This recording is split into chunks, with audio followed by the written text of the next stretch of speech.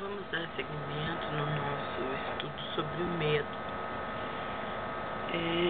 Hoje eu quero ler um texto que se encontra em 2 Reis, no capítulo 6, no versículo... Na verdade, eu vou ler do 13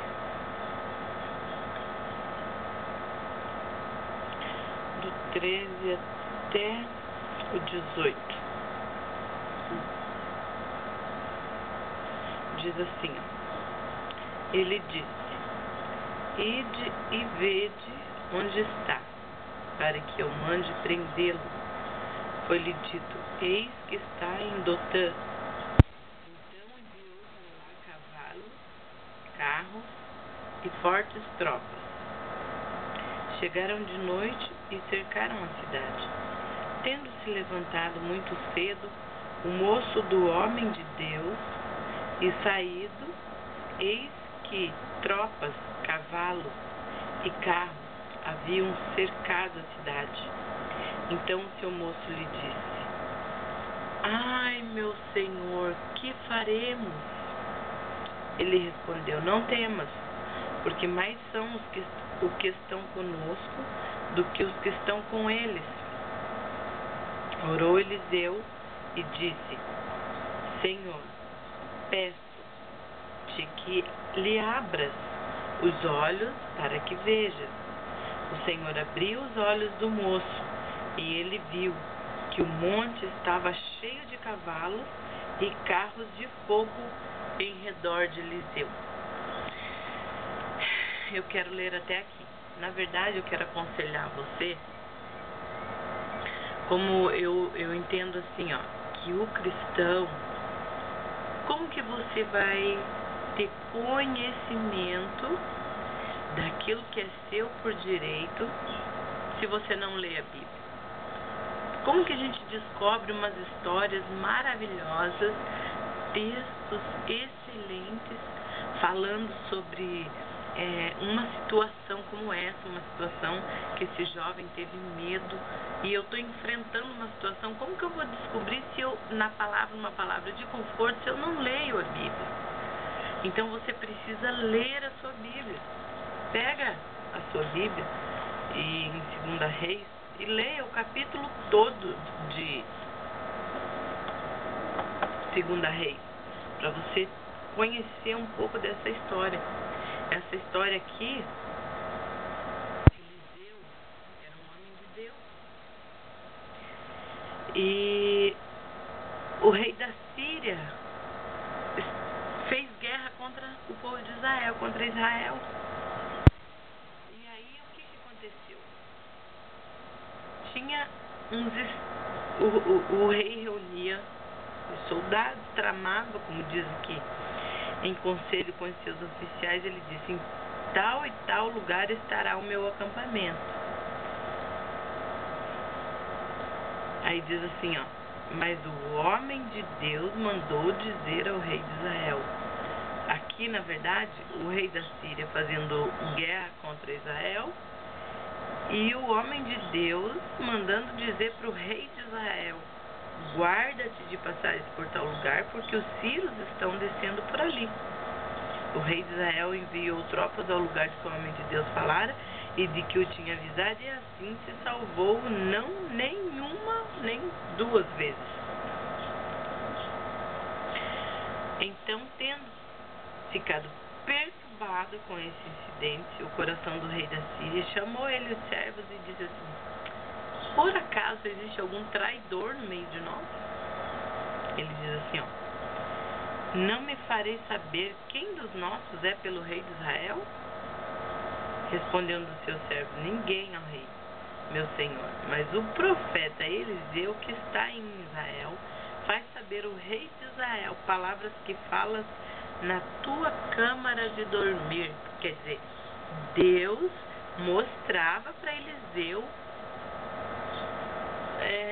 tudo que estava acontecendo lá, e Eliseu ia e avisava o rei. O que aconteceu com o rei da Síria? Ficou com o coração cheio de ódio, falou assim: então fala para mim onde que está esse profeta, que eu vou lá pôr um fim nessa história. E aí eles viram. Aí diz assim, ó: ide e vede onde ele está, para que eu mande prendê-lo. Isso é um plano do rei da Síria. Foi-lhe dito: eis que está em Dotã. Então enviou para lá cavalos, carros, portas, tropas. Chegaram de noite e cercaram a cidade. Aqui eu quero entrar num assunto assim com você. Qual é a situação que você está vivendo?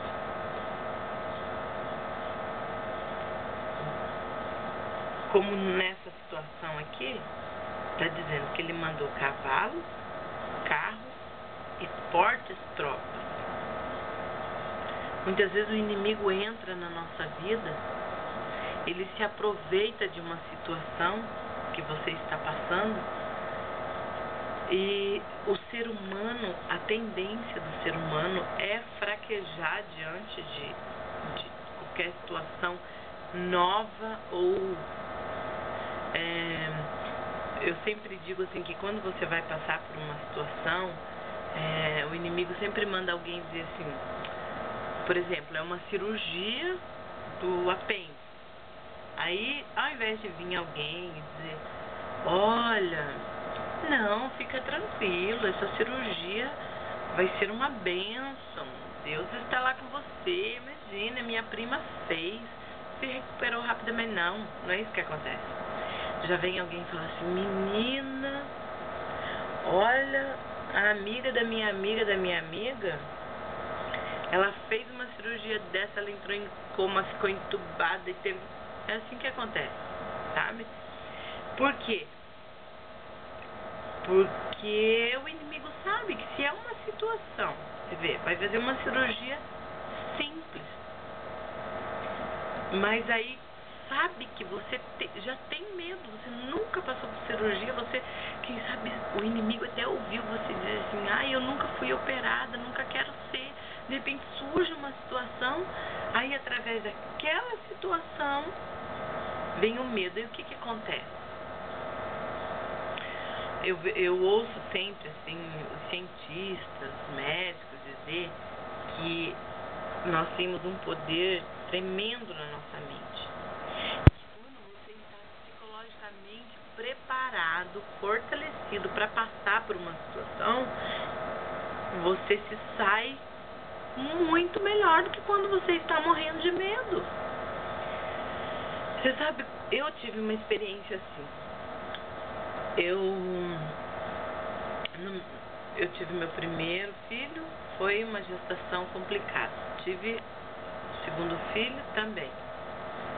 E aí, quando é uma situação assim, então, o primeiro filho nunca tinha tido filho. Aí você ouve aquelas histórias absurdas, né? E uns dizem: não, logo você esquece, tal, não sei o que. Tá. Então, por você não saber como que vai ser, você fica com medo. A dor é o momento que é para ser um momento. E eu tô dizendo isso para você porque eu vivi isso. E eu posso dizer para você que isso é real. Então, eu fico ali tão desesperada que eu nem vou curtir aquele momento do filho nascer, tá lá desesperada de dor, e você não aproveita direito. Segundo filho, o que aconteceu? O segundo filho nunca é igual ao primeiro, e não sei o que, e realmente a gente esquece da dor, isso é verdade. E o segundo filho não é igual, imagine, não sei o que, realmente, foi terrível. Acima de tudo, ainda eu tinha cãibra, eu sentia muita cãibra quando dava as contrações. O terceiro, você viu como a gente esquece da dor? O terceiro eu decidi assim: em nome de Jesus, eu vou ganhar esse bebê, eu vou fazer uma campanha de oração, vou me colocar diante de Deus e falei assim: Senhor, eu não quero fugir daquilo que é minha responsabilidade. A gente não sabe que a mulher, por causa inclusive do pecado, o que Deus diz para a mulher? Com dores terás filho. Quer dizer, não tem como você. Hoje em dia, aquelas que fazem cesárea, e tem, né, tantas tantas coisas que o ser humano quer fugir da dor. Quem que gosta de sentir dor, né? Mas se não sente dor na hora, sente depois. Porque a cesárea, o corpo da gente, como eu falei, passa por uma transformação e depois a gente sente dor de qualquer jeito. Talvez não seja como a dor natural.